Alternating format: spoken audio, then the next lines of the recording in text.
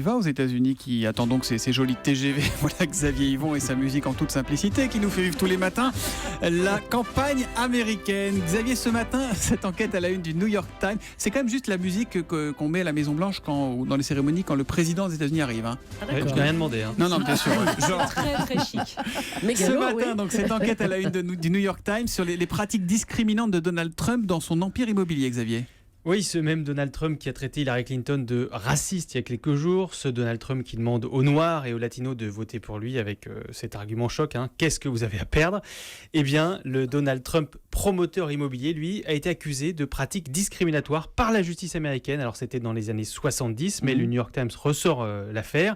Les Noirs qui candidataient pour des logements dans les grands projets immobiliers de Trump, eh bien, étaient systématiquement refusé. Cette femme, par exemple, qui entend parler d'un appartement à louer dans l'immeuble d'un ami blanc, un building Trump à Cincinnati, quand elle se présente, on lui dit qu'il n'y a pas de logement vacant. Il y avait même, raconte le journal, des instructions pour que les agents immobiliers de l'Empire Trump marquent d'un grand C les dossiers des candidats noirs. C, à votre avis, pour... C'est pour couleur. Pour couleur. Ah ouais.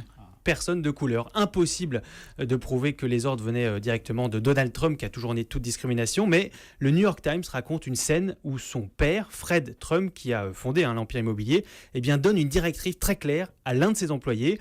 Les procédures judiciaires ont pris fin avec un accord à l'amiable prévoyant l'accès des Noirs aux appartements Trump, mais ça a été appliqué, mais là encore avec discrimination, parce que les familles afro-américaines se retrouvaient confinées entre elles dans les plus mauvais logements.